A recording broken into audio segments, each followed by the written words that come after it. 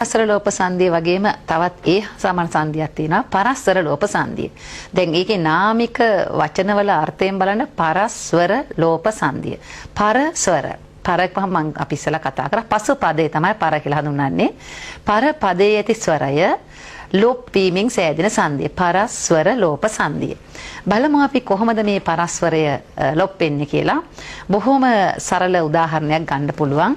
දැන් සුරංගන කියන වචනේ ගත්තොත් ඉස්සෙල්ලා අපි විසන්දිය. විසන්දිය කියලා කියන්නේ වචන දෙක මුල් තිබුණු ආකාරයට වෙන් කරලා දක්වනට අපි කියන විසන්දිය කියලා. දැන් සුරංගන කියන වචනේ විසන්දිකම සුර එකතු කිරීම අංගන. ඔන්න විසන්දිය. දැන් විසන්දිය දිහා පැහැදිලිව බලනකොට පේනවා පර පදයේ මුල තියෙන කියන ස්වරය අයන්න. එතකොට ඒක ලොප් වෙලා තියෙන දෙවෙනි පීඨය යනකොට අයන්න ලොප් කරා. ඒතර පරස්වරය ලොප් කළා. අපිට ඒක ස්වර ව්‍යංජන වෙන් කරන්න කියලා කිසිම දෙයක් නැහැ. ස්වරය ඉතා හොඳින් පැහැදිලිව තියෙනවා. ඉතින් ස්වරය ලොප් කරා. ලොප් කරාම ඉතුරු වෙන්නේ පූර්ව පදයේ සුර කියන කොටසත් පර පදයේ ංගන කියන කොටසත්. දැන් ඊළඟට අපිට තියෙන්නේ නම් ওই පද දෙක එකට එකතු කරනවා සුරංගන කියලා. ඊළඟට තවත් අපි ඒ වගේම උදාහරණයක් බලමු. උඩ එලි පත.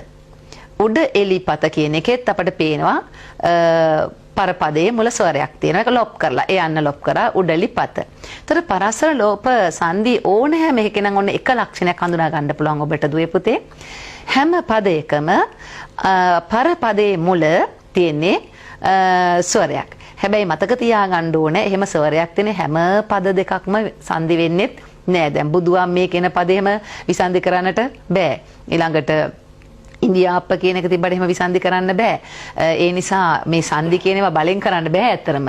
සංදිව ඉබේම උච්චාරණයේදී අර ඉස්සලා කිව්වා වගේ කටවහරේදී පහසුව සඳහා අපේ උගුරට දිවට පහසු වෙන ආකාරයට සංදි වෙලා තියෙන්නේ. ඒ නිසා ආකාර පොඩක් හඳුනා ගන්නවා මිසක් ඒවා එක අච්චුවකට දාලා ඒ විදිහටම අච්චු කපන්න යන්න එපා භාෂාවේ පද. ඒතර එවැනි පද අපේ කටවහරේ තියෙන බොහොම සරල වචන කීපයක් මේ පරස්පර ලෝප සංදියට සිද්ධ වෙච්ච ටිකක් කියන මුනිදු කියන වචනය මුනි ඉඳු යන ලොප් වුණා මුනිදු. වියලි ඉඟුරු ඒක නම් වැඩි ඉඟුරුමයි කියන්නේ වියලි ඉඟුරු. අපි කා වේගෙන් වචනිකොත් වියලි ඉඟුරු.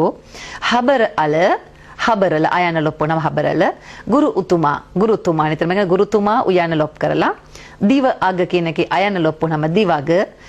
ඊළඟට මුනිඳු කියන එකේ මුනි ඉඳු සමානයක් මම කිව්වා පිළි උතුරු කියන පදේ ගත්තොත් උයන ලොප් කරාම පිළිතුරු. දැන් පිළිතුරු කියන පදේ අපිට බැලුව බලමට හිතෙන්නේ නැහැ සංදි පදයක් කියලා. නමුත් ඒකේ මුල් ප්‍රකෘති තත්ත්වය බැලුවොත් ඒක පද දෙකක් පිළි උතුරු නැවත ලැබෙන උත්තර කියන. එතකොට පිළිතුරු කියන පදයක් පරස්පර ලෝප සංදියේ යටතේ සංදි වෙන පද.